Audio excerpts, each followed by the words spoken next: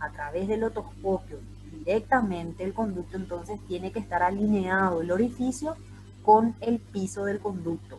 Para eso realizamos esa maniobra, traccionar hacia atrás y descender el pabellón hacia abajo. En el niño era al revés, traccionábamos hacia atrás, pero ascendíamos el pabellón auricular para poder enderezar el orificio con el piso, ¿sí? En los niños es entonces hacia atrás y hacia arriba, ¿sí? Eso nada más para recordar. Bueno, las patologías que vamos a ver de oído externo van a ser patologías congénitas, patologías inflamatorias, patologías infecciosas. Eh, Existen varios tipos de patologías para lo que el oído externo se refiere, ¿sí? Vamos a empezar con las patologías que son más bien malformaciones del oído externo. Estas malformaciones ustedes la van a ver, eh, si bien son muy poco frecuentes, ¿verdad? La van a ver eh, con mayor frecuencia en el consultorio de pediatría, ¿sí? Eh, ¿Por qué? Porque generalmente son los padres los que acuden al servicio, ya sea de pediatría o al servicio de otorrinopediatría, con sus hijos, ¿verdad? ¿Por qué? Porque quieren saber por qué el desarrollo anatómico, de, ya sea en este caso del pabellón auricular o de repente muchas veces de ambos pabellones auriculares, es diferente a lo que nosotros consideramos o tenemos como visualizado normal, ¿sí? Entonces, ustedes tienen que saber que eh, toda toda malformación auditiva eh, es generalmente una modificación o un desarrollo incompleto de una o más estructuras del pabellón auricular, el conducto auditivo externo, el oído medio y más raramente lo que es el oído interno. Entonces, cuando ustedes se refieren en general, utilizando el término malformación auditiva, nos estamos refiriendo a eso, ¿verdad? A cualquier desarrollo incompleto de todo lo que sea una o más estructuras del pabellón auricular, el conducto auditivo externo, el oído medio y, como les dije, muy raramente el oído interno.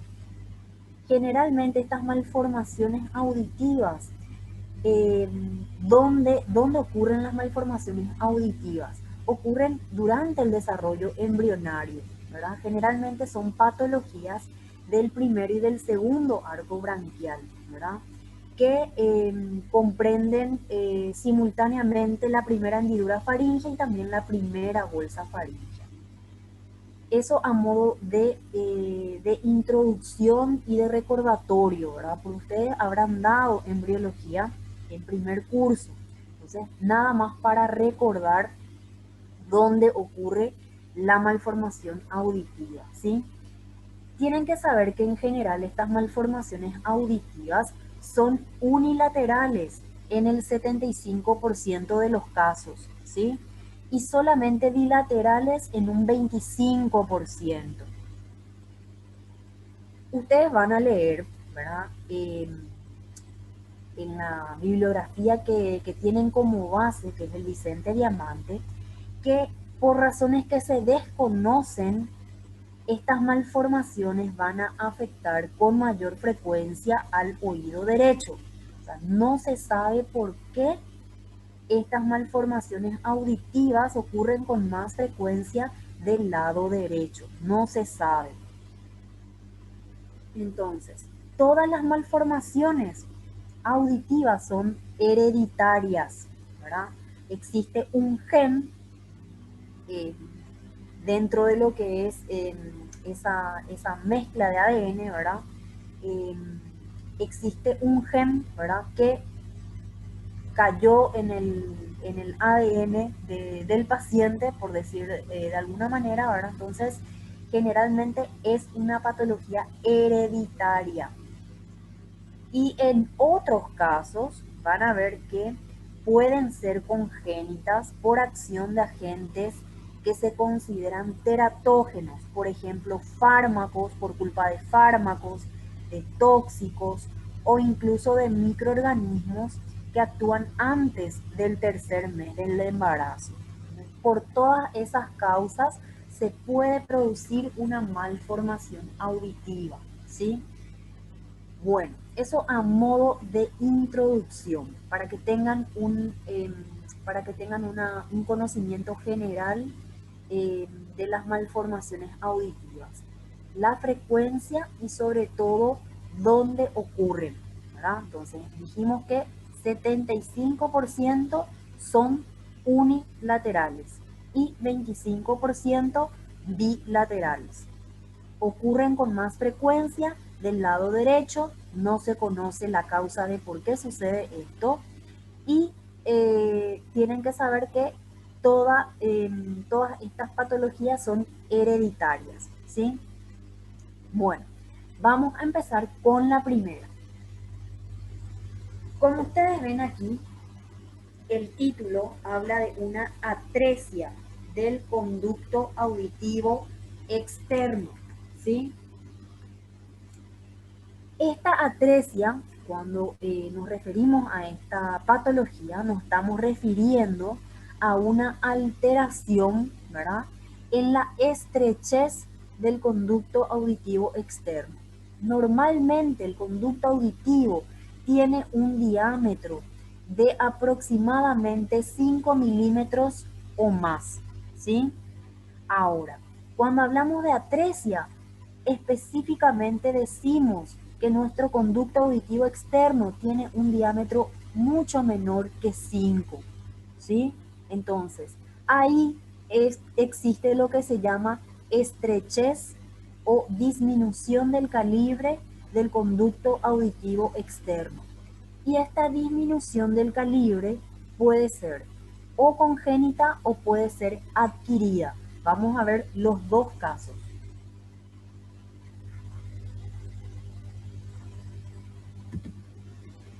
Bueno, en el caso de la atresia del conducto auditivo externo, la atresia congénita específicamente, nos referimos a una malformación que ocurre durante el desarrollo embrionario, una malformación auricular, ¿sí? Es decir, a todo el pabellón auricular, ¿verdad? Generalmente es una malformación ósea. Recuerden que el conducto auditivo externo tiene una primera porción cartilaginosa y las dos porciones interiores, es decir, la porción media y la porción interna, son más bien ya las porciones óseas del conducto. Entonces, a partir de la porción media tendríamos esa malformación ósea, ¿verdad? Que hace que nuestro conducto auditivo externo esté disminuido en su calibre, ¿sí? Es decir, a partir de la porción media tenemos una estrechez del conducto. Y esa estrechez, ¿qué es lo que le produce al paciente como síntoma principal para que acuda a la consulta? Generalmente le produce una disminución de la audición o una hipoacusia, ¿sí? ¿Por qué? Porque a partir de esa porción media, ¿verdad?, tenemos mucho tejido óseo que prácticamente o probablemente esté cerrando todo el conducto auditivo, toda esa parte del conducto auditivo, y el sonido no llega adecuadamente a la membrana del tímpano, ¿sí?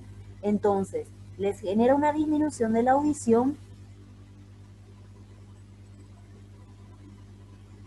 y esa disminución de la audición, ¿en qué repercute? Repercute en la adquisición del lenguaje del paciente. Si no escuchamos bien, ¿cómo vamos a poder hablar bien? ¿Cómo vamos a aprender a decir las palabras? Entonces, esa disminución de la audición tiene como consecuencia un retraso en la adquisición de lo que es el lenguaje, ¿sí? Entonces, los niños generalmente no pueden expresarse correctamente. Entonces, ¿qué sucede? Los padres le traen al consultorio, ¿verdad? Como motivo de consulta principal siempre es la disminución de la audición. Nosotros hacemos una extensa eh, historia clínica, ¿verdad? Le interrogamos a los padres, ¿verdad? Desde cómo fue el embarazo de la madre hasta cómo fue el nacimiento del niño. Todo eso es importante a la hora de realizar nuestro diagnóstico de malformación auditiva. Una vez que hicimos todas esas preguntas, vamos a pasar a lo que es el examen físico del paciente. En el examen físico, generalmente del niño, ¿con qué nos podemos encontrar? Que al realizar la otoscopía no vamos a poder introducir del todo nuestro espéculo de oído, y sobre todo cuando realicemos la inspección, ¿qué más podemos ver? Podemos ver que incluso el paciente no tiene orificio del conducto auditivo externo. Entonces ya podemos suponer con esa simple visualización o esa simple inspección que tenemos una malformación auditiva porque no vemos el orificio del conducto auditivo externo. Por lo tanto, no podemos realizar otoscopía, por lo tanto, no podemos ver el estado del conducto auditivo externo hasta la membrana del tímpano. ¿Y qué hacemos en este caso? Vamos a tener que pedir un estudio de imagen. Generalmente solicitamos una tomografía simple de oído y de mastoides. Así es la forma de pedir. Tomografía simple de oído y de mastoides. Tenemos que saber cómo está correctamente desarrollada también la mastoides, por eso la incluimos en el pedido. Y algo importante a la hora de realizar pedidos en otorrino, en nuestra especialidad, ¿verdad? Esto ya tienen que tomarlo como para todas las áreas de lo que es la otorrinolaringología. Siempre nosotros nos manejamos con cortes finos. Le tenemos que aclarar a la persona que nos va a hacer el estudio de imagen, ¿verdad? Que los cortes que debe realizar deben ser cortes finos, es decir, cortes menos de 3 milímetros de diámetro. ¿Esto para qué? Para que no se nos pierda ninguna estructura anatómica a la hora de evaluar la anatomía general de nuestro paciente, ¿sí? Entonces le aclaramos cortes finos en todos los planos, axiales, coronales y sagitales, ¿sí? Entonces, le pedimos ese estudio de imagen y ahí vamos a poder evaluar correctamente la anatomía del oído. Oído externo, oído medio, oído interno, ¿sí? Recuerden que estas malformaciones auditivas no son solamente de la región del oído, ¿sí? Es decir, no solamente mi oído puede estar mal desarrollado, sino que puede haber también otras regiones que estén mal desarrolladas. ¿Eso por qué? Porque generalmente todo ocurre durante el desarrollo embrionario. Y aquí algo muy importante, ¿verdad? A la hora de solicitar estudios que corroboren o confirmen malformaciones auditivas, también es importante pedir estudios que corroboren o no la presencia de malformaciones de las vías urinarias. Oído y riñón están estrechamente relacionados durante el desarrollo embrionario. Ambos se desarrollan a partir de la capa ectodérmica. Entonces es interesante que ustedes a la hora de solicitar estudios que nos confirmen malformaciones del oído, también soliciten estudios para que confirmen o no malformaciones de las vías urinarias. Solamente por esa estrecha relación que existe durante el desarrollo embrionario, ¿sí? Por ejemplo, esta imagen ustedes grábense bien en la cabeza, ¿verdad? Porque esta carita, estas facies del paciente, la van a ver en el consultorio de pediatría o de otorrinopediatría, ¿verdad? Y corresponde a un síndrome que les voy a anotar ahí en el chat, eh, cómo se llama el síndrome, ¿sí? Bastante, bastante característico de lo que es una atresia congénita del conducto auditivo externo.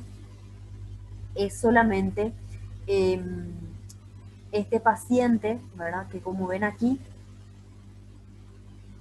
cómo está el pabellón auricular totalmente mal desarrollado. Vieron que aquí no es un pabellón auricular normal. Ustedes no pueden distinguir los repliegues cartilaginosos importantes. Incluso no aparenta tener orificio del conducto auditivo externo. Entonces, es un oído externo, es una malformación auditiva del oído externo, ¿verdad? Y como no tiene orificio del conducto auditivo externo, probablemente esté todo estrechado. Ustedes deben suponer una atresia de este conducto. Estos pacientes, que generalmente son traídos por los padres al consultorio, vienen porque, aparte por este mal desarrollo del pabellón auricular que genera una molestia más bien estética eh, en los padres, ¿verdad? Son los padres de repente los que quieren algún tipo de tratamiento quirúrgico para poder eh, igualar de forma estética este pabellón auricular con el opuesto. No solamente vienen por eso, sino que también vienen porque el niño, como les comenté anteriormente, desarrolla una disminución de la audición, desarrolla una hipoacusia y por lo tanto también desarrolla un retraso en la adquisición de su lenguaje. Es apenas lo que puede hablar o lo que puede pronunciar, ¿sí? Entonces todo eso va generando un retraso en el niño. Y generalmente estos niños, ¿verdad? Eh, de repente pueden comunicarse eh, con lenguaje de señas, de repente balbucean algunas palabras. Eso va a depender mucho de cuán rápido también los padres acudieron a un consultorio de especialista para que el niño pueda ser diagnosticado y pueda ser tratado de alguna manera justamente para poder evitar que tenga un retraso en la adquisición de su lenguaje, ¿sí? Entonces, aquí como ven, todo este pabellón auricular mal desarrollado, ¿sí? Es del lado izquierdo en este caso, muy poco frecuente. Recuerden que el lado derecho es más frecuente, pero aquí la imagen nos muestra del lado izquierdo, ¿sí? Entonces, ustedes cuando se encuentran con este caso, ¿verdad? Le van a pedir aquí una tomografía simple, ¿verdad? Este es un corte coronal, es decir que la imagen más bien nos está mostrando un corte realizado de frente, ¿sí? Si se fijan aquí del lado opuesto, que es el lado derecho, lo que les estoy señalando es lo que correspondería al pabellón auricular derecho, ¿sí? Todas estas malformaciones, recuerden que siempre son unilaterales, es de un solo lado. Entonces, aquí si el lado izquierdo fue afectado, probablemente el lado derecho sea un lado sano. Aquí en la imagen se ve un pabellón auricular, ¿sí? Todo esto es el pabellón auricular derecho. Tenemos aquí el conducto auditivo externo, ¿sí? Bien eh, libre, ¿sí? No hay ningún tipo aquí de disminución del calibre, no hay nada, perfecto. Aquí el oído medio, si se fijan aquí esto que está señalando, el cursor corresponde a lo que sería el martillo, ¿verdad? Tenemos ahí uno de los huesecillos de la cadena, y esto que ustedes ven aquí con forma de espiral o caracol podría corresponder a uno de los canales semicirculares del oído interno, ¿sí? Entonces, el lado derecho prácticamente es un lado normal, anatómicamente normal, ¿sí? Ahora, comparando con el lado opuesto, que es el lado izquierdo y que corresponde con la imagen del paciente, si ustedes se fijan aquí, el pabellón auricular no existe, ¿verdad? O sea, no se ve en la imagen. ¿Por qué? Porque no hay desarrollo de pabellón auricular. Lo máximo que se ve es esto acá, lo que correspondería al lóbulo, ¿sí? Entonces, aquí ya vemos que hay algo patológico. El conducto auditivo externo, comparando con este, tampoco tenemos así totalmente abierto, libre. Si se dan cuenta, aquí hay una masa ósea, hay tejido óseo. Todo este trabeculado, hay una separación por tejido óseo y todo esto que está en negro, ¿verdad? Son separaciones ocasionadas por el tejido óseo, por eso se le llama trabeculado. No hay, acá está todo libre, acá hay una masa de tejido óseo. Oído medio, ¿dónde está? Aquí no podemos saber, no vemos la cadena de huesecillos, no vemos el martillo como vemos acá. Entonces, oído medio también está mal desarrollado, ¿sí? Y aquí podemos pretender decir que esto correspondería a lo que es el desarrollo del oído interno, comparando con esto. Y si comparamos no es normal, entonces el oído interno también está mal desarrollado. ¿Qué les quiero decir con esto? Es que no solamente lo que ustedes ven a simple vista está mal desarrollado, sino que también más por dentro eh, puede haber asociado otras malformaciones que no solamente sea del oído externo, sino también oído medio, oído interno, como habíamos dicho al principio, ¿sí? Entonces no se queden solamente con esta imagen, solamente su oído externo está mal desarrollado, no. Siempre por eso se pide la tomografía para corroborar toda la anatomía del oído, externo, medio e interno. Y con eso, con esta imagen, nosotros vamos a poder explicarle al paciente si va a ser posible o no darle un tratamiento quirúrgico. En algunos casos se puede, en otros casos es imposible hacer aquí un canal parecido a este, ¿verdad? Para que simule un conducto auditivo externo y por lo menos tratar de mejorar la audición de estos pacientes, ¿sí? O sea, en algunos casos se puede, en otros no se puede, ¿sí? Eso se le explica a los padres en la primera consulta, ya si es posible, ¿verdad?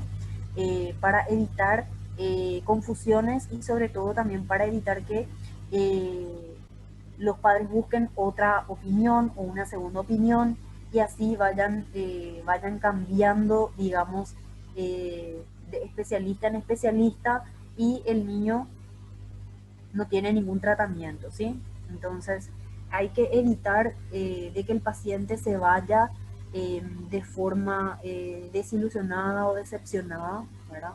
Eh, a recorrer varios médicos que al final, en vez de estar ganando todo ese tiempo para brindarle ya un tratamiento con respecto a su audición o con respecto a su estética, ese tiempo se vaya desperdiciando, ¿sí? O sea, es muy valioso el tiempo que nosotros tenemos para ofrecerle el tratamiento, para que el paciente se adhiera a ese tratamiento y pueda hacer una vida normal, ¿sí? Porque generalmente le apoyamos para la mejoría de la audición con algunos aparatos auditivos especiales que habitualmente se integran en esta zona. Les voy a señalar que en la zona retroauricular son unos implantes osteointegrados, es decir, que se integran al hueso, a la mastoides, ¿verdad?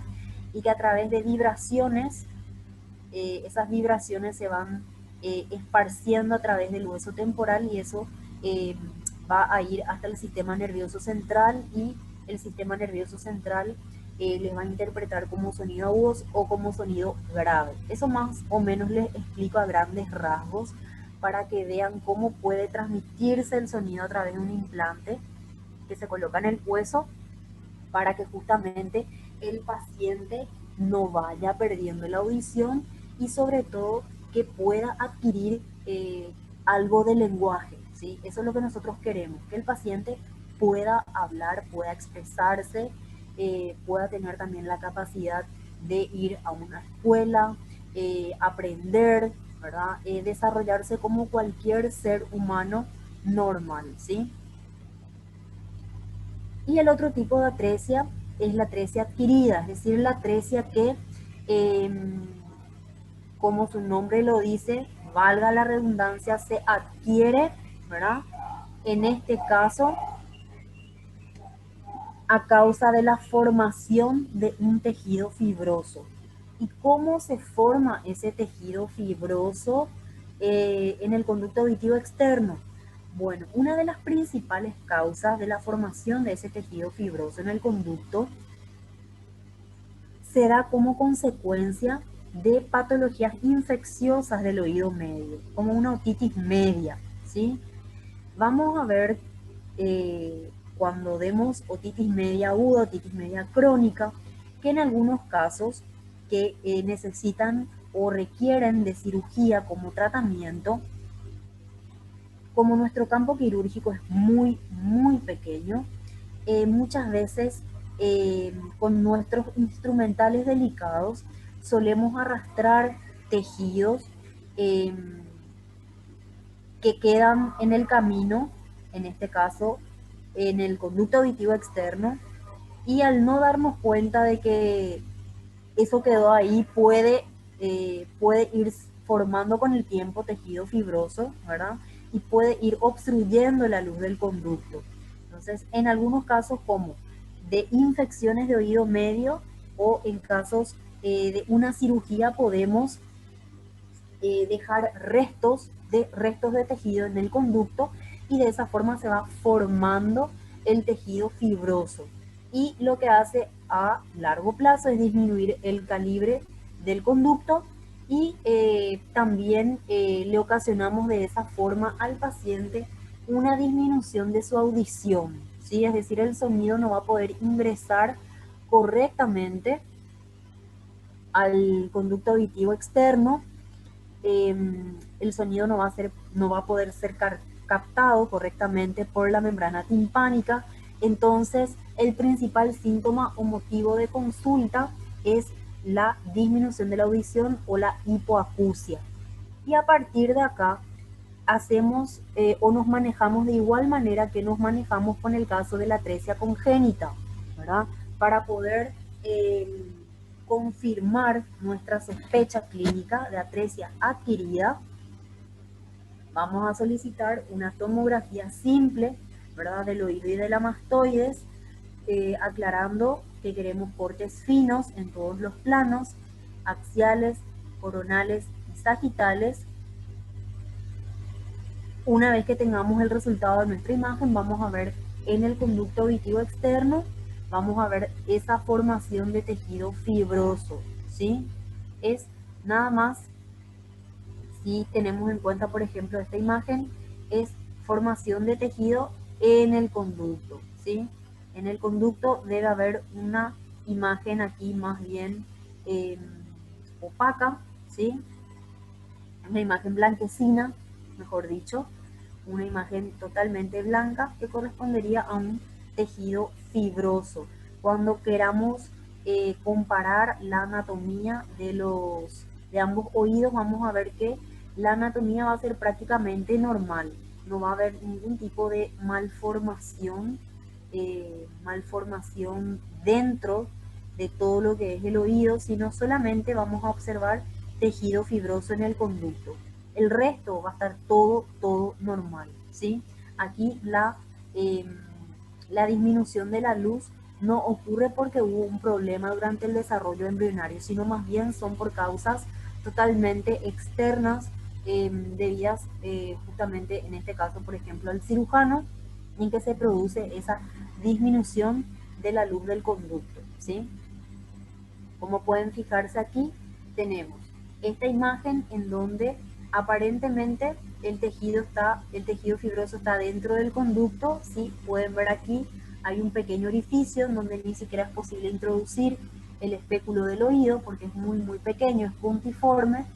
Y en esta imagen, que está un poco mejor aumentada, se van a dar cuenta el aspecto de nódulo o de tejido fibroso que tiene en el caso de una atresia adquirida, ¿sí? O sea, prácticamente acá es imposible introducir también el espéculo de oído. Y la solución para este caso, o lo que ustedes le van a ofrecer al paciente, es la extirpación de todo este tejido a través de una cirugía, ¿sí? Van a extirpar todo este tejido fibroso y lo que van a dejar en el postoperatorio es un implante de silicona o más bien un soporte de silicona que tiene la forma de un cilindro, ¿verdad? Que ustedes introducen dentro del conducto. ¿Para qué? Para que estos bordes no vuelvan a sinequiarse, es decir, no vuelvan a formarse, eh, estos nódulos no vuelvan a juntarse, ¿sí? Los restos de piel no vuelvan a juntarse y vuelvan otra vez a obliterar la luz del conducto. Para eso se deja un implantecito ahí de silicona que el tiempo en el que tiene que ser retirado no está definido. Eso va a depender mucho del paciente, ¿verdad? En algunos casos, incluso a los 2 días ya el, el cuerpo, el oído rechaza ese implante, ¿verdad? Porque es algo extraño, realmente no le calzó al paciente, no le queda, entonces se vuelve a cerrar el orificio del conducto. Y en otros casos queda totalmente calzado, perfecto, uno le retira en el consultorio y la luz queda prácticamente eh, visible de vuelta si es que realizamos una otoscopía, ¿sí? Entonces, eh, la atresia adquirida más bien es una patología que se da por cuestiones totalmente externas al desarrollo embrionario. Aquí no tiene nada que ver con el desarrollo embrionario, tiene solamente que ver con algunas maniobras realizadas, ya sea por un cirujano o debido a cuadros infecciosos del oído medio. Otra malformación auditiva con la que se van a encontrar durante su rotación como médicos internos es con la patología llamada microtia, ¿sí? ¿Qué es lo que es la microtia? Tienen que tener en cuenta que cuando hablamos de microtia nos estamos refiriendo a un desarrollo insuficiente de la oreja, ¿sí? Eh,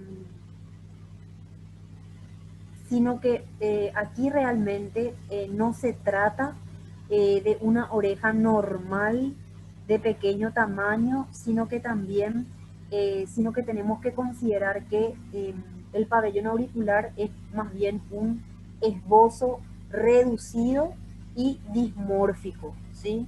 O sea, hay una alteración en lo que es la morfología del pabellón auricular, hay una morfología eh, totalmente distinta a la que nosotros estudiamos, ¿verdad? Y sí, el pabellón auricular tiene un tamaño menor al normal, ¿verdad? Pero no es solamente eso, sino que aquí el desarrollo de la morfología de ese pabellón es totalmente distinta a la que nosotros conocemos, ¿sí? Bueno, eh, la mayoría de estos casos, ¿verdad? Son casos más bien aislados, es decir, eh, en un consultorio de pediatría, por ejemplo, si ustedes ven 10 pacientes al día, ¿verdad? No van a tener los 10 pacientes con microtia, van a tener mínimo un paciente con microtia, ¿sí?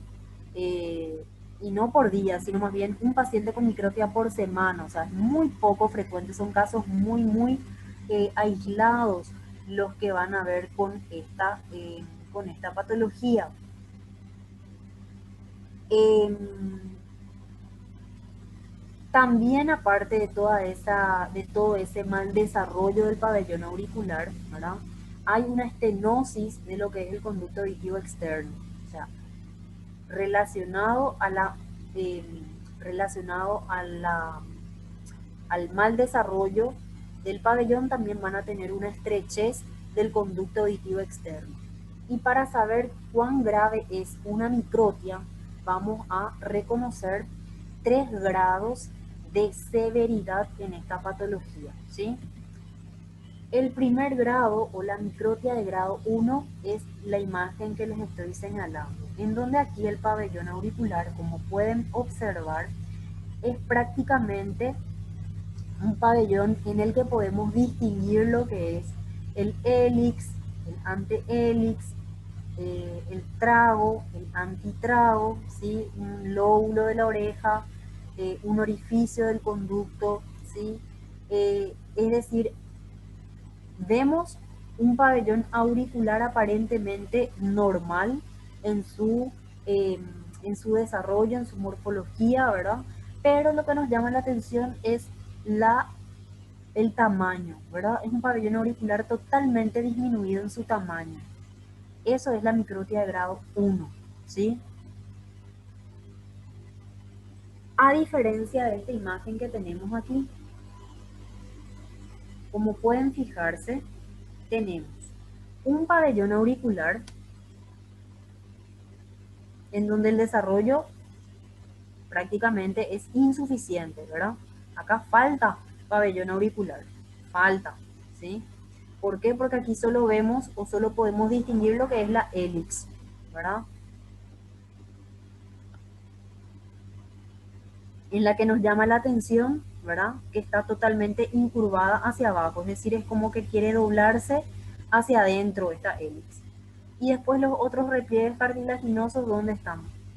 No podemos acá delimitar los otros repliegues, ¿sí? O sea, tenemos un desarrollo insuficiente aquí del pabellón, llama la atención la hélix incurvada hacia abajo o doblada hacia adentro, ¿sí? Y obviamente el tamaño es un tamaño muy, muy pequeño. Entonces, esto corresponde a lo que sería una microtia de grado 2, ¿sí? En esta tercera imagen tenemos una microtia de grado 3. ¿Por qué? Si se fijan aquí, tenemos un desarrollo insuficiente del pabellón auricular. Acá sí que tenemos apenas, o sea, un esbozo de lo que sería el pabellón auricular. Un intento de pabellón auricular, algo que nos está insinuando que ahí hay un pabellón auricular, ¿sí? Primeramente. No podemos distinguir los repliegues, no tenemos orificio del conducto aquí, probablemente, ¿verdad? Y sobre todo el tamaño de este esbozo, es un esbozo muy, muy pequeño. Entonces, a esto le llamamos microtia de grado 3. Hay un esbozo de pabellón auricular, es decir, un intento de pabellón auricular, acá no podemos distinguir ninguno de los repliegues, no hay orificio y el tamaño es muy pequeño, ¿sí? Esa es la microtia de grado 3. Y en el caso de la microtia de grado 4, ¿qué sucede? Generalmente en la microtia de grado 4, donde tiene que estar el pabellón auricular, lo único que vamos a encontrar es un pequeño nódulo. Un pequeño nódulo que sobresale empujando la piel en el lugar donde debería estar insertado nuestro pabellón. Si nosotros palpamos la zona, ¿sí? Profe, uma dúvida. Em grado 1 e 2 há orifício, né? No 3 e no 4 não? En el grado 1. Grado 2, aquí ya no hay orificio. Esto no es un orificio. El orificio tendría que estar por aquí más o menos. Esto solamente es un desarrollo insuficiente. Esto tendría que haber bajado hasta abajo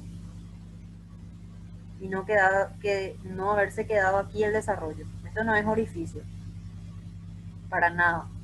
El orificio tiene, Graças, profe. pero aquí como ves el grado 3 ya no tiene una entrada, algo que aparente una entrada del orificio, ¿sí?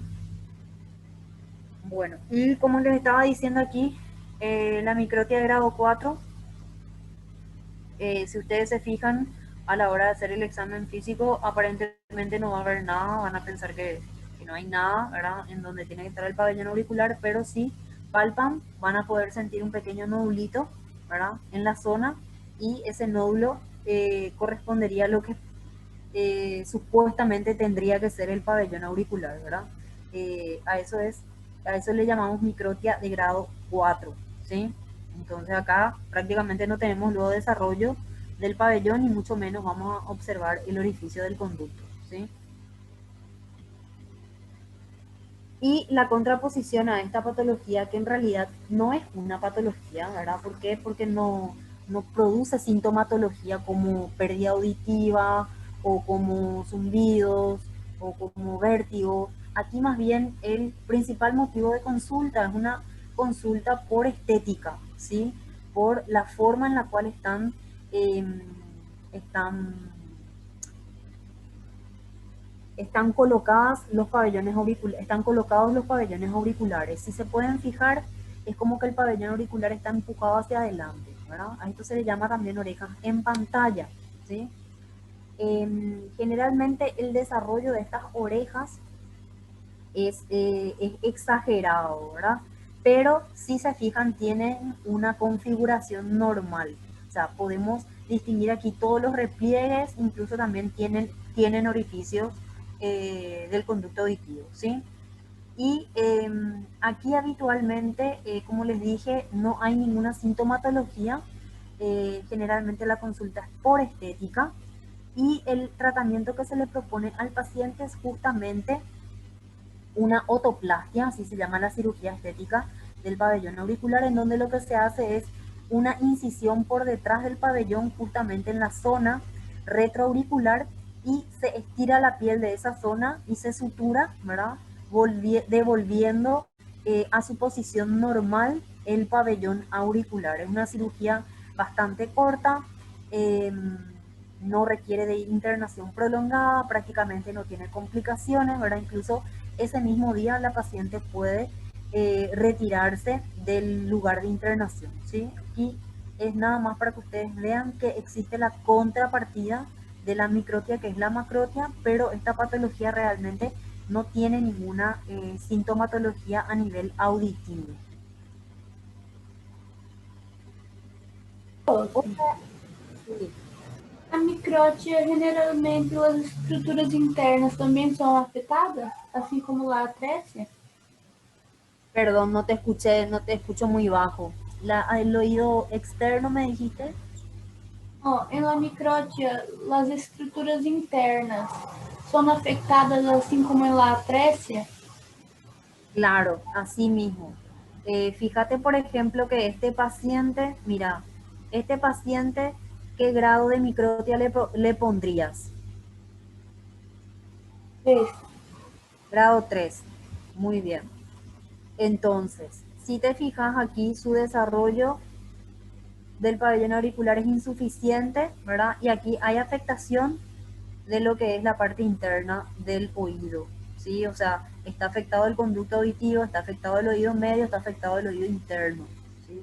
O sea, la microtia que afecta al pabellón auricular está asociada a también defectos congénitos del oído externo, oído medio y oído interno, ¿sí? O sea, no, por eso les dije que no solamente lo que ustedes ven a simple vista puede estar afectado. Por eso es importante que cuando tengan estas malformaciones en el consultorio no se queden con lo que ustedes ven nomás al examen físico. Para eso existen los estudios de imagen para ustedes corroborar que solamente para corroborar o para confirmar que está asociada a otra malformación auditiva. Y eso es importante a la hora de ustedes ofrecerle el tratamiento al paciente. Ustedes no le pueden dar un tratamiento sin conocer toda su anatomía, como yo le voy a proponer, por ejemplo, a este paciente, cómo le voy a proponer a este paciente,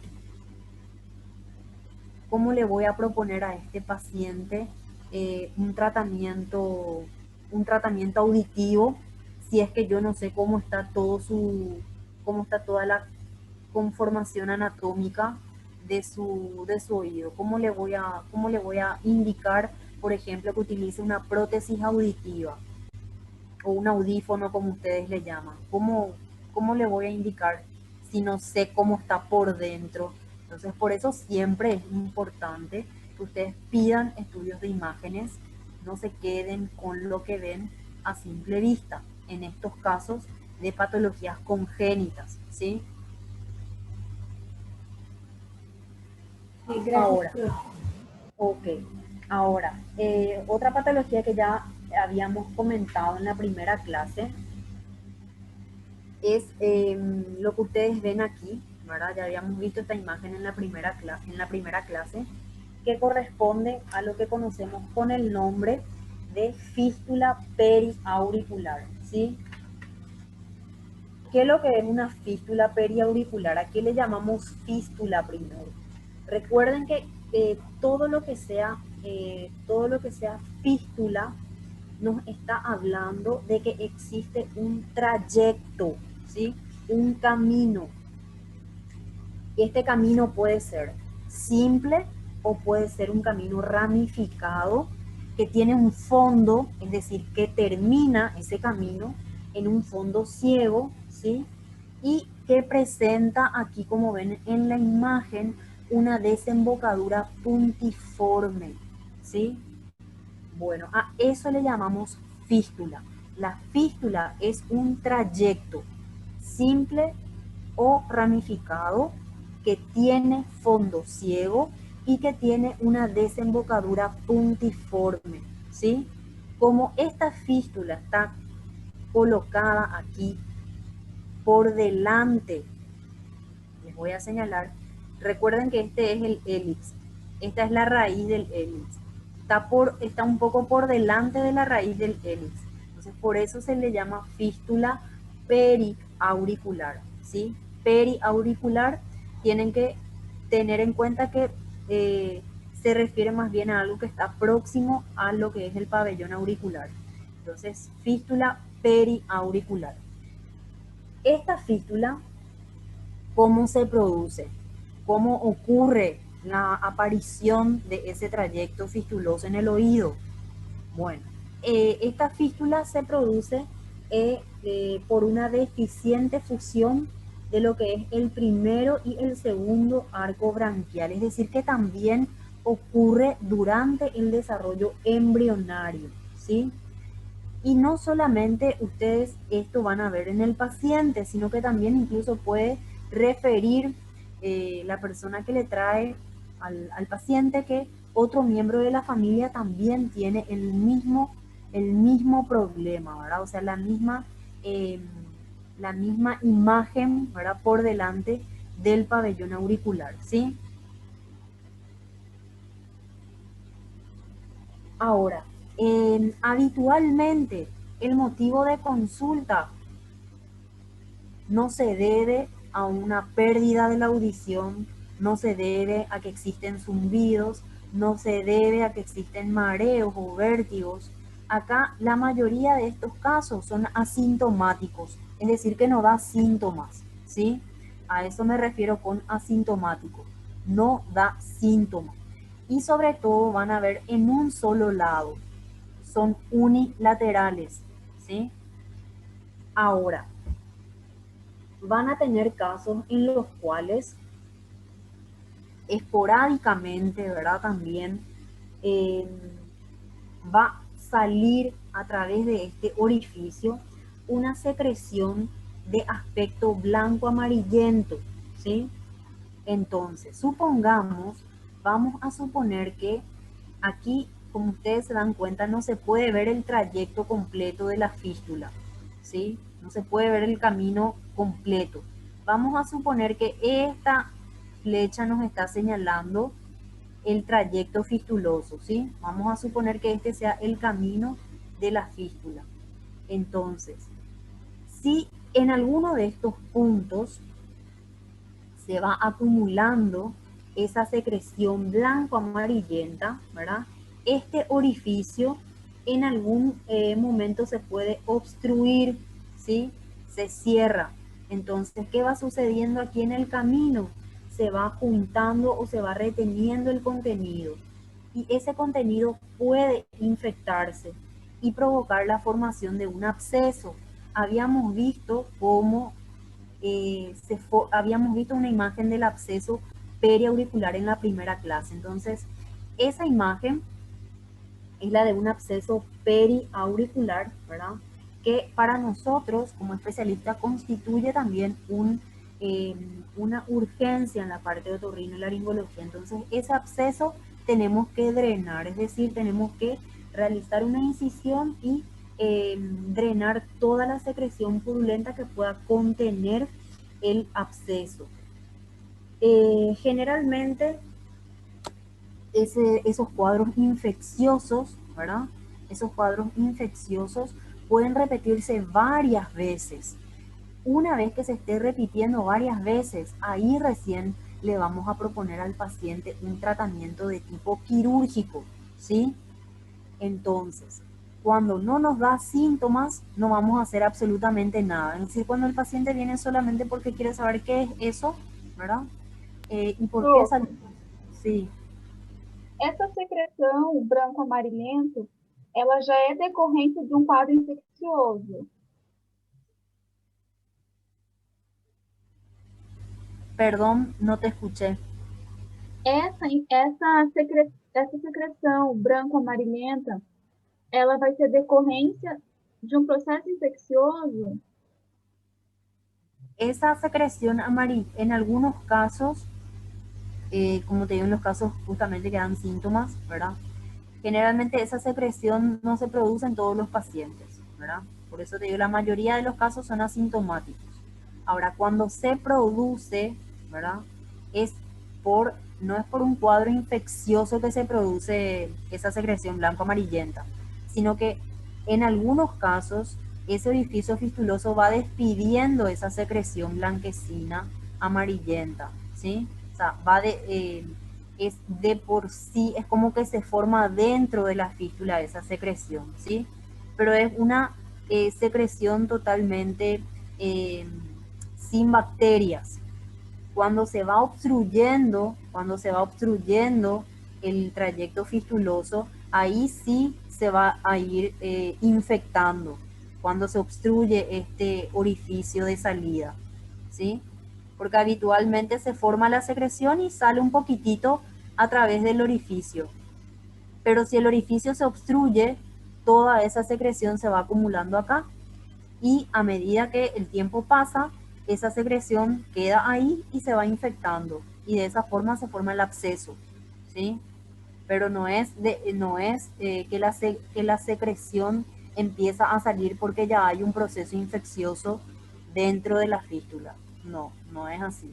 O sea, Entendi, en doutora. algunos está, ok, bueno. Y como les estaba diciendo, una vez que esos cuadros infecciosos ya son muy repetitivos, ahí recién le vamos a proponer el tratamiento quirúrgico al paciente. Si el paciente no tiene ningún síntoma, así como por ejemplo infecciones repetidas o salida de secreción, no le vamos a dar ningún tratamiento quirúrgico, ¿sí? Ahora, si tiene un cuadro infeccioso, la primera vez le podemos dar antibióticos, le podemos dar analgésicos, ¿sí? Para ver si ese cuadro infeccioso remite enseguida. En caso de que no remita, bueno, ahí vamos a ir proponiéndole ya la extracción del trayecto fistuloso para evitar que esos cuadros vuelvan a repetirse. Pero a la hora de realizar el procedimiento quirúrgico es muy importante retirar toda la fístula, es decir, todo el trayecto con sus ramificaciones y su fondo, porque si dejamos un resto, una pequeña cantidad de la fístula, eso puede volver a infectarse y puede volver a formar abscesos, etcétera, o dar infecciones repetidas, ¿sí?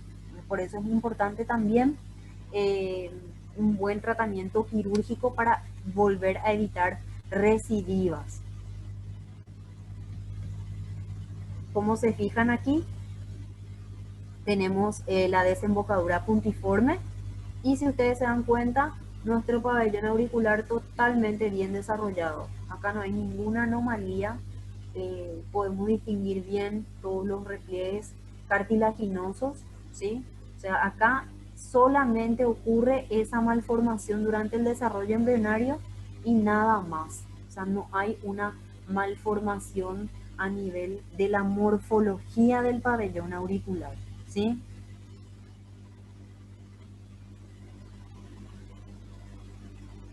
Otras malformaciones también que ustedes van a presenciar en un consultorio pediátrico sobre todo, son aquellos apéndices auriculares, ¿verdad? Que se presentan de esta manera, ¿verdad? También son malformaciones comunes, ¿verdad? Que van a ver mucho en niñas Y aquí puede ser de un solo lado o de ambos lados. Tampoco dan ninguna sintomatología, es decir, no va a venir el paciente precisamente porque disminuyó su audición, porque presenta zumbidos, porque presenta vértigos. Aquí viene por una cuestión más bien estética. Los padres quieren saber exactamente qué es eso que está ahí en su pabellón auricular, si es normal, si es un tumor benigno, si es un tumor maligno. Generalmente esas son las, eh, las cuestiones que se preguntan los padres con respecto a la presencia de estos apéndices que se encuentran por delante del pabellón auricular, ¿sí? Más bien acuden por un motivo estético, ¿sí? Y en este caso, ¿verdad? Como se fijan, solamente tienen la formación de ese tejido por delante del pabellón y el pabellón auricular tiene una conformación, una configuración totalmente normal, ¿sí? Acá no hay otro tratamiento que no sea el quirúrgico a la hora de proponerle al paciente.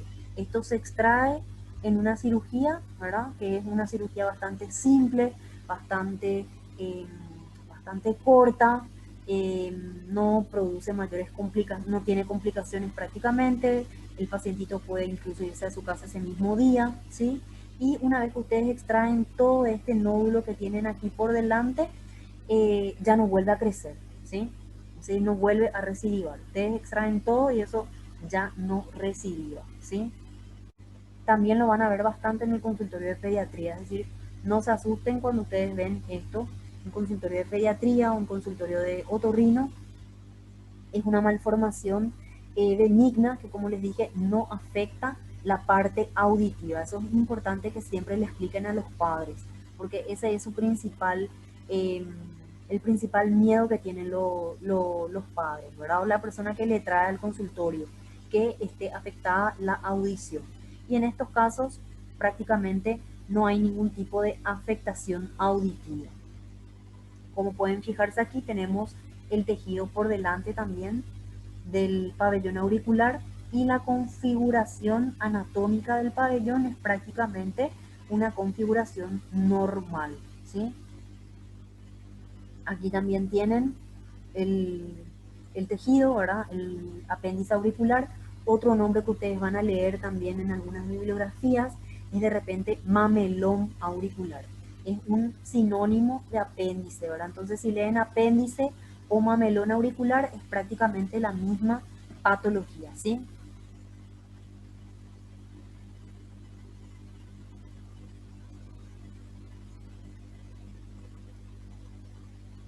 Bueno, ¿tienen alguna pregunta hasta ahí con respecto a las patologías congénitas?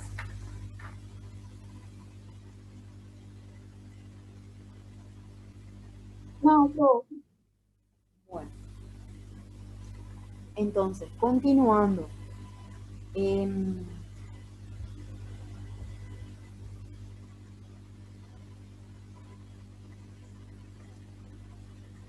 Vamos a ver ahora una de los motivos de consulta más frecuentes en lo que es nuestro consultorio particular de otorrinolaringología, que es el famoso tapón de cera. Primeramente tenemos que definir qué es lo que es un tapón de cera.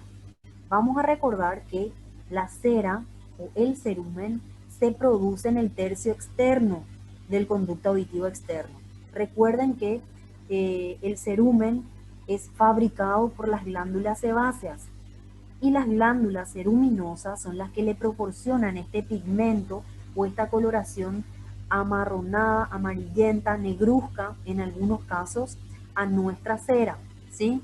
Ahora, estas glándulas sebáceas pueden, eh, pueden tener un aumento de secreción, es decir, producen en demasiada cantidad el cerumen y lo que hace es acumular dentro del conducto toda esa cera, obstruyendo la luz o el calibre de este. Y una vez que ustedes observen así todo el conducto auditivo o todo el orificio del conducto auditivo prácticamente taponado con cerumen, hablamos de tapón de cera, ¿sí? Si tenemos, por ejemplo, una cantidad de cera hasta aquí, no es un tapón. Tapón tiene que ser cuando todo el cerumen está obstruyendo la luz del conducto, ¿sí?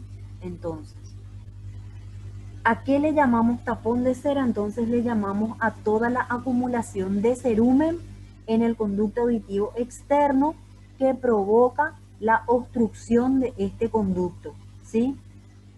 Como ya les había comentado, algunas personas tienen un aumento de lo que es la secreción de las glándulas ceruminosas del conducto, ¿verdad? Que justamente son las que predisponen a la formación del tapón. Y en algunos casos, como los casos, por ejemplo, de estenosis del conducto auditivo externo, justamente esta obstrucción se ve favorecida por esa estenosis. También otros casos que favorecen la acumulación de cera en el conducto, vamos a ver un caso de hiperostosis, que son prácticamente múltiples tumoraciones benignas que se observan en la pared del conducto auditivo externo y que también van a favorecer la acumulación de cerumen dentro de este conducto.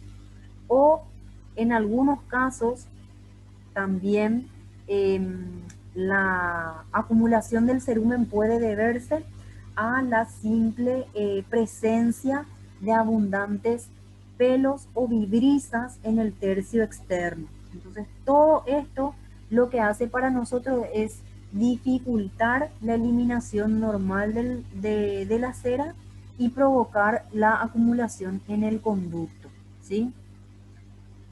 Bueno, ¿cuál es el motivo de consulta cuando hay un tapón de cera? Cuando hay un tapón de cera, el paciente habitualmente no sabe que tiene un tapón de cera, ¿verdad? Pero acude al consultorio porque disminuyó su audición y fue una disminución.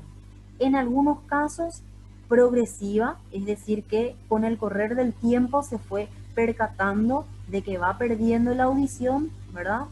Hasta un punto en que no oye casi nada, ¿verdad?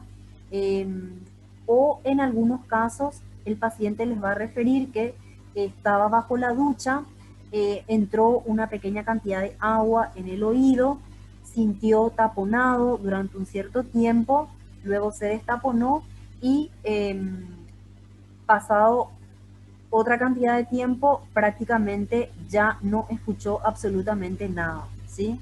Entonces, la manifestación clínica más frecuente es la disminución de la audición. ¿Cuáles son otros síntomas que puede también referir el paciente? La presencia de zumbidos, zumbidos de tonalidad grave, ¿sí? También en algunos casos les van a decir que ellos escuchan su voz, escuchan su propia voz como que retumba dentro de la cabeza. Y a eso se le llama autofonía, ¿sí? También también forma parte del cuadro clínico del tapón de cera. Una vez que ustedes le hagan toda la historia clínica al paciente, van a pasar a lo que es la parte semiológica, ¿sí? Le van a hacer la otoscopía y ustedes se van a encontrar con esta imagen que es la imagen del tapón de cera. Esto que ustedes ven aquí es la imagen a la otoscopía de un tapón de cera, ¿sí? Bueno, ¿qué le van a ofrecer como tratamiento al paciente? Obviamente lo que pueden hacer ustedes para mejorar la sintomatología del paciente, que es la disminución de la audición, va a ser la extracción de ese tapón de cera. Ahora, no en todos los casos ustedes van a poder extraer ese tapón de cera en el mismo instante de la consulta. ¿Por qué? Porque dependiendo del tiempo que se encuentra ese tapón de cera ahí, ustedes se van a dar cuenta de que muchas veces el tapón tiene un aspecto seco, ¿sí? Se ve seco, prácticamente totalmente pegado a las paredes del conducto. Entonces, en ese caso, por ejemplo, no es recomendable que ustedes realicen ningún procedimiento para extraer. ¿Por qué? Porque ustedes van a lacerar las paredes del conducto. Siempre en este caso es primordial que le den un tratamiento previo, como algo, como algunas gotas para poder ablandar ese cerumen, para que tenga más bien una consistencia húmeda, mucho más blanda, y de esa forma va a ser de esa forma va a ser más fácil su extracción. Entonces, en ese caso nosotros generalmente le indicamos a los pacientes utilización de agua oxigenada durante una semana, ¿sí? Le indican que se coloquen 5 a 10 gotas en el oído en el que ustedes vieron que está el tapón de cera cada 8 horas por una semana.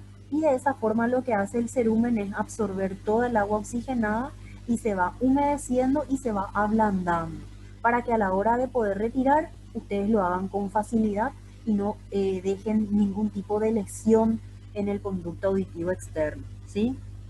Y en otros casos, ustedes ya van a ver la cera humedecida, ablandada, de consistencia blanda. Entonces, en ese caso, ustedes pueden hacer en ese mismo momento la extracción del tapón.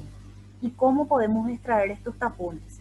Se puede extraer de forma manual, es decir, utilizando instrumentales adecuados para la extracción. Se puede utilizar el aspirado también. Tenemos en el consultorio habitualmente una máquina para aspirar lo que es el cerumen, ¿verdad? A través de un aspirador de oído que es muy pequeño, también se puede aspirar. Y en otros casos utilizamos el lavado de oído, que ustedes ya habrán escuchado en varias oportunidades. Lavado de oídos también es otro método para extraer el tapón de cera. Entonces, ¿cuáles son los instrumentales que utilizamos para la extracción mediante lavado? Tenemos aquí la riñonera, ¿sí? Que ustedes ya conocen la riñonera. Tienen el otoscopio, tienen el espéculo de oído. Esto que ven aquí es una jeringa, ¿verdad? Una jeringa especial para hacer los lavados de oído. Y tenemos una jarra con agua, ¿verdad? El agua debe ser agua templada, agua a 37 grados centígrados. No utilizamos agua fría ni agua caliente, porque esos dos extremos de temperatura ocasionan cuadros vertiginosos en los pacientes. Entonces, nadie va a querer tener un paciente al que vos le estás haciendo el lavado de oído con agua fría o con agua caliente y el paciente te haga un mareo, te haga una crisis de vértigo en ese mismo instante. Entonces, por eso el agua siempre tiene que estar tibia, a 37 grados centígrados. Bueno, ¿cómo vamos a hacer el lavado de oídos? Primeramente tenemos que tener en cuenta los casos en los que no vamos a hacer lavado de oído. Ustedes tienen que preguntarle a su paciente si conoce o si sabe si tiene o no una perforación timpánica, si el paciente en ese mismo siente o no dolor, si el paciente sabe o tiene conocimiento de que es diabético, o si está consciente de que tiene o no un cuadro infeccioso. Entonces, en esos 4 casos, nosotros no realizamos lavado de oído. Cuando hay dolor, cuando hay cuadro infeccioso, cuando hay perforación timpánica y cuando el paciente es diabético, ¿sí? No realizamos lavado de oído en esos casos, ¿sí?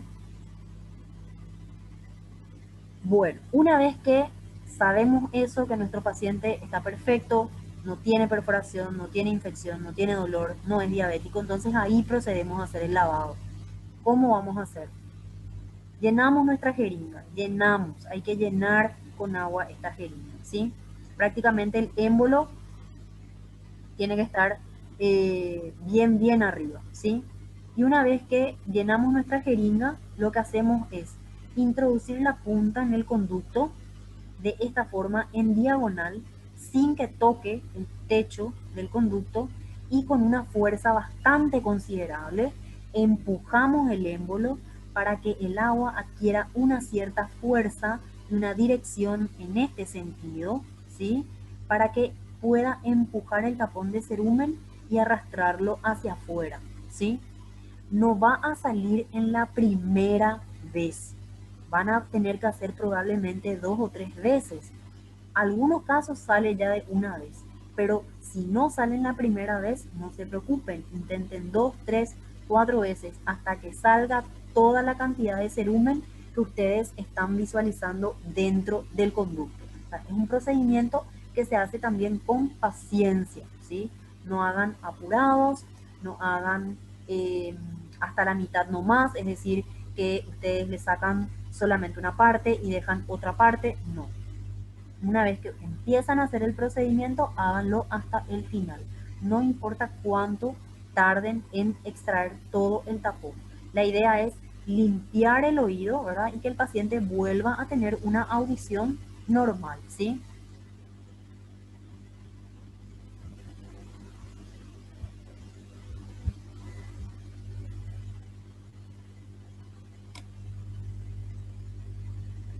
Bueno, otra patología con la que se van a encontrar también en el consultorio es la presencia de cuerpos extraños dentro del conducto auditivo externo. Como definición tienen que saber, así como dice su denominación, ¿verdad?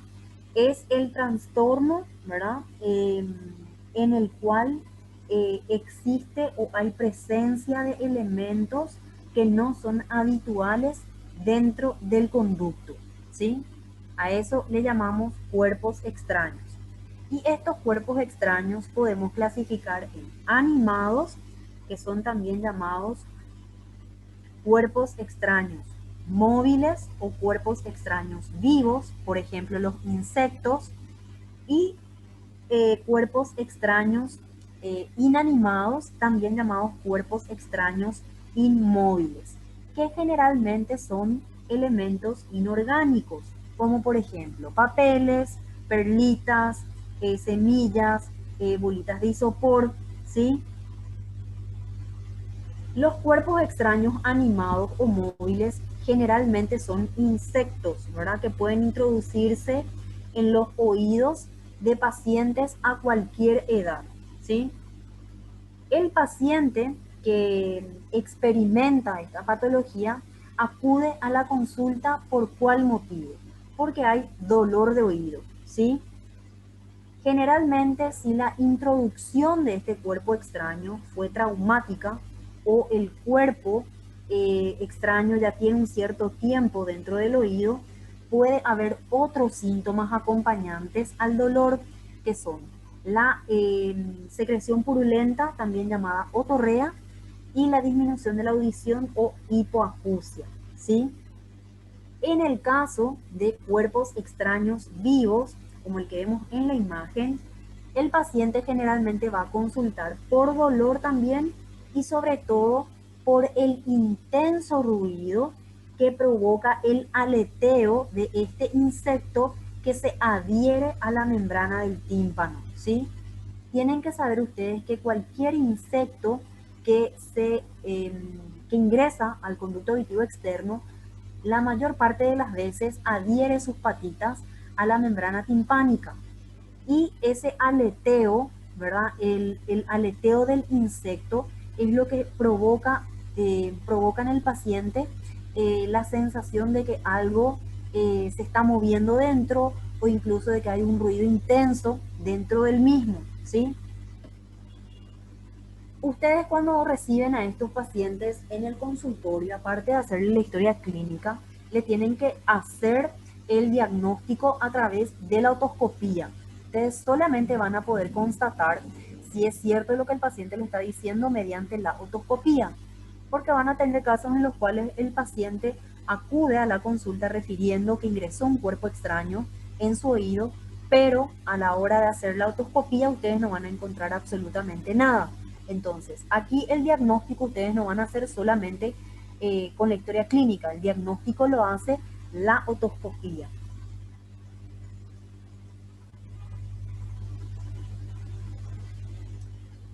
¿Y cómo nosotros vamos a extraer estos cuerpos extraños del conducto auditivo? Habitualmente, estos cuerpos extraños se extraen mediante un lavado de oídos, ¿verdad? Habitualmente. Pero tenemos que tener en cuenta lo siguiente. Primero, Cuando hay un objeto animado como un insecto. Recuerden que el insecto se adhiere a la membrana del tímpano y el aleteo que provoca es como que genera dentro del oído un movimiento, ¿sí? Entonces, antes de ustedes hacer su lavado, lo que tienen que hacer es inmovilizarle al insecto. ¿Cómo le van a inmovilizar? ¿Cómo van a hacer que deje de aletear o que deje de moverse dentro del conducto del paciente? Entonces, ustedes lo que van a hacer ahí es agregar dentro del conducto o instilar dentro del conducto unas gotitas de vaselina. Ustedes echen gotitas de vaselina dentro del conducto auditivo en donde constataron la presencia del insecto y van a ver que el insecto va a dejar de moverse en unos segundos, ¿sí? Entonces, una vez que ustedes se dieron cuenta que dejó de moverse o que el paciente les refiere que dejó de moverse, ahí pueden hacer la extracción de este cuerpo extraño mediante un lavado de oídos, como hacemos con el tapón de cera. De la misma manera, ¿sí? Obviamente ustedes van a tener en cuenta que el insecto no haya perforado la membrana del tímpano para hacer el lavado. Si perforó la membrana del tímpano, olvídense de hacer el lavado. Van a tener que extraer el cuerpo extraño con objetos o con instrumentales adecuados para la extracción, ¿sí? Pero recuerden las contraindicaciones del lavado de oído, ¿está? Ahora, si tenemos, por ejemplo, un cuerpo extraño que sea una semilla de poroto o una semilla de maíz, por ejemplo. Esto van a ver mucho en los niños, en pediatría. ¿Qué van a hacer en ese caso? Antes de extraer la semilla, ¿verdad? Ustedes lo que van a hacer es instilar dentro del conducto alcohol, a diferencia de lo que hacemos con los insectos, que le echamos vaselina, a las semillas ustedes le van a echar alcohol. ¿Para qué? Para que se deshidrate la semilla, ¿sí? Nunca echen agua. ¿Por qué? Porque lo que hace el agua es hidratar esa semilla, es decir, que la semilla se va a ensanchar dentro del conducto, y si se ensancha dentro del conducto, aumenta su tamaño y va a ir generando dolor en el oído del paciente. Entonces, por eso no es conveniente mojar el oído cuando hay un cuerpo extraño de tipo semilla, cualquier semilla. Siempre echen alcohol para deshidratar, ¿sí? Y a partir de ahí, si cuentan con los instrumentales adecuados, van a extraer la semilla con estos instrumentales. Si no tienen los instrumentales, mejor no toquen, no prueben, no intenten, envíenle directo al especialista en otorrinolaringología, que él se va a encargar de extraer y de darle el tratamiento posterior al paciente si hay algún tipo de irritación o inflamación dentro del conducto auditivo externo. ¿Está? Profe, Sí. a semilha não sai com lavado, então? No. Cuando tenés como cuerpo extraño una semilla, ¿verdad? Cualquier tipo, siempre es conveniente primeramente deshidratarle con alcohol, ¿verdad? Antes de la extracción. Y obviamente no hacer el lavado porque, como te digo, la semilla se puede hidratar dentro del conducto, aumenta su tamaño y esto le va a generar dolor al paciente. Envíale nomás al especialista, ¿verdad? Si es que vos no contás con los instrumentales en el lugar donde estás trabajando, envíale al especialista en otorrino a que le extraiga. No intentes extraer vos con otro instrumental que no sea de otorrino, porque lo que vas a hacer es traumatizar o lesionar más todavía el conducto auditivo externo. Incluso puede llegar a haber perforación de la membrana del tímpano cuando estés realizando algún tipo de maniobra traumática, lo cual va a ser mucho más doloroso para el paciente, ¿sí? Y sobre todo puedes generarle cuadros infecciosos, ¿verdad? Sobreagregarle cuadros infecciosos por esa ruptura de la membrana, que va a hacer que su recuperación sea mucho más larga, ¿sí? Entonces, siempre que ustedes tengan cuerpos extraños, sobre todo en niños, traten de hacer el diagnóstico, explíquenle al paciente o al padre que le acompaña al niño, ¿verdad? Eh, porque es importante de que ustedes de que se vayan junto al especialista para que el especialista le extraiga el cuerpo extraño y así ustedes también se evitan, ¿verdad? Que el niño no colabore, ¿verdad? Eh, sobre todo también que ocasionarle lesiones traumatizantes a estos pacientes a nivel de la membrana timpánica, ¿sí? Eso es lo que yo siempre les recomiendo a los alumnos. Uno siempre quiere aprender a hacer, intentar, probar, ¿verdad? Pero en estos casos, cuando no contás con los instrumentales adecuados, no es conveniente, ¿verdad? Porque como te digo, se traumatiza mucho lo que es el conducto auditivo externo y esto después cuando llega el especialista te llega ya con la membrana timpánica perforada, te llega ya con un cuadro infeccioso sobreagregado, te llega ya con el paciente totalmente con miedo, ¿verdad? Al procedimiento que vos le puedas realizar, ya ni siquiera le puedes hacer una otoscopía porque ya empieza a llorar, ¿verdad? Entonces, cuando son niños, siempre envíenle directo al especialista. Ahora, si ven insectos, ¿verdad? Si ven insectos en un adulto, por ejemplo, ustedes sí pueden instilar las gotitas de vaselina y realizar el lavado de oídos para la extracción del cuerpo extraño, ¿sí? Pero cuando son pediátricos, les recomiendo que le envíen nomás al especialista, ¿sí?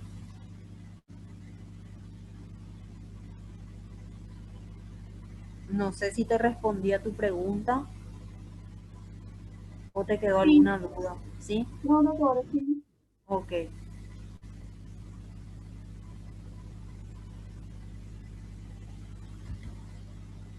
Aquí, por ejemplo, ven en algunos casos cuando utilizamos cotonete, ¿verdad? Muchas veces la punta donde contiene el algodón, ¿verdad? Queda dentro, el algodón queda dentro del conducto auditivo externo y esto generalmente extraemos con una pinza, ¿verdad? Estirando esa, esa pequeña porción de algodón que quedó. No realizamos lavado en este caso, ¿verdad? Eh, generalmente extraemos directamente con pinza, ¿sí? Y como ustedes pueden ver aquí en este caso, hay una perlita, ¿verdad? Dentro del conducto, ven cómo todo el conducto auditivo externo, sus paredes pueden estar inflamadas o eritematosas. Eso probablemente por el tiempo que está aquí ese cuerpo extraño. En estos casos tampoco es conveniente que ustedes traten de extraer o traten de hacer el lavado cuando ven esta imagen. Envíenle directamente al especialista, que el especialista se encargue de extraer el cuerpo extraño y de darle el tratamiento correspondiente para esta situación.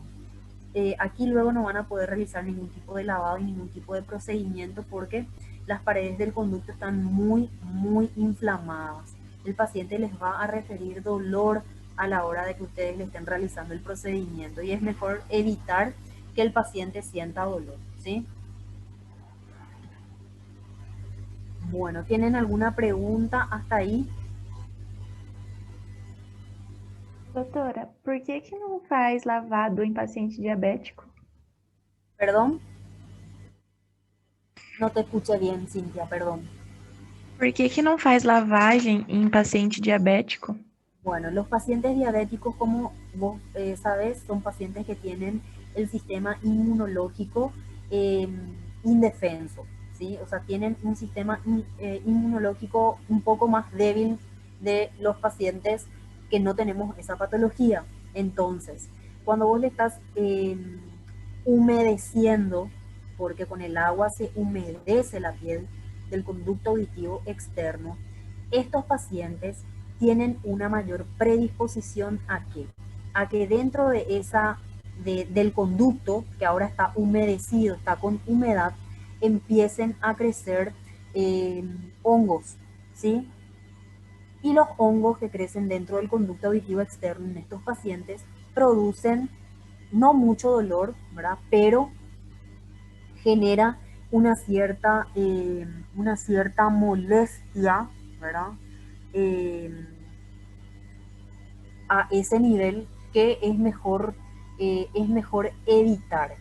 Y si el paciente nunca tuvo un cuadro micótico en el oído, vos le estás humedeciendo por primera vez el oído, y acordate de mí que en la siguiente consulta justamente va a venir porque está con un cuadro de micosis en el oído externo. Entonces, para evitar infecciones de tipo micótica en pacientes diabéticos que son muy sensibles y muy propensos a desarrollar este tipo de patologías, por eso no hacemos lavado de oído. ¿Sí? Generalmente lo que hacemos con ellos, por ejemplo, si tenemos un tapón de cera, es utilizar un instrumental adecuado para la extracción que tiene una forma más bien de cuchara, ¿sí? Que es como como esas cucharas de sopa, más o menos así es nuestro instrumental, pero obviamente más pequeño, ¿verdad? Generalmente utilizamos ese instrumental, o también lo que podemos utilizar en esos casos es un aspirador de oído. Conectamos nuestro aspirador de oído a un sistema de vacío que tengamos en el consultorio y aspiramos el tapón de cera, lo que se pueda, ¿verdad? Y si es que necesitamos nuestro instrumental, también podemos apoyar ese aspirador de oído con una maniobra instrumental, ¿verdad? Pero generalmente el motivo por el cual no hacemos lavado es justamente para evitar humedecer el conducto y propiciar la proliferación de gérmenes micóticos.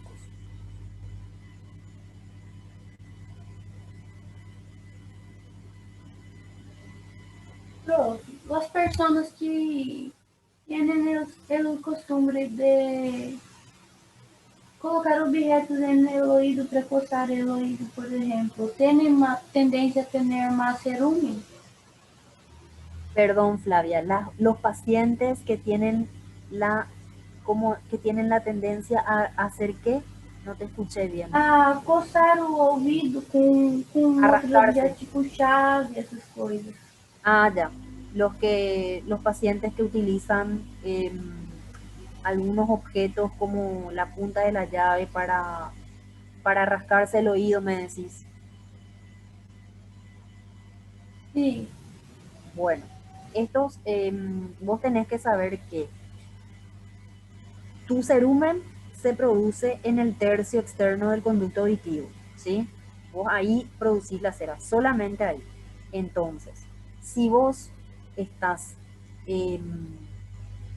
introduciendo, ya sea cotonete, ya sea la punta de tu bolígrafo, ya sea la punta de la tapa de tu bolígrafo, la llave, ya sea una pincita de cabello, una pincita de ceja, ¿verdad? Si constantemente estás tocando esa zona del conducto, vos estás estimulando a que tus glándulas sebáceas produzcan más cera, ¿sí? Eh, Generalmente justamente las personas que se limpian constantemente el oído con cotonete, te vienen al consultorio y ellos dicen, pero yo me limpio todo el tiempo con cotonete, ¿cómo puede ser que tenga un tapón de cera? Bueno, justamente por eso, porque hay una sobreestimulación de la producción, y esa sobreestimulación de la producción es justamente porque el paciente está todo el tiempo tocando esa zona o estimulando esa zona, valga la redundancia, ¿sí? Entonces, esas personas tienen más tendencia a formar tapones de cera.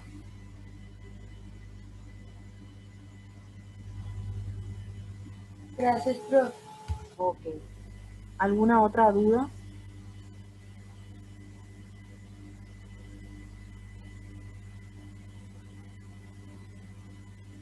No, profe. Bueno, voy a volver a llamar a las personas que no me respondieron al inicio de la clase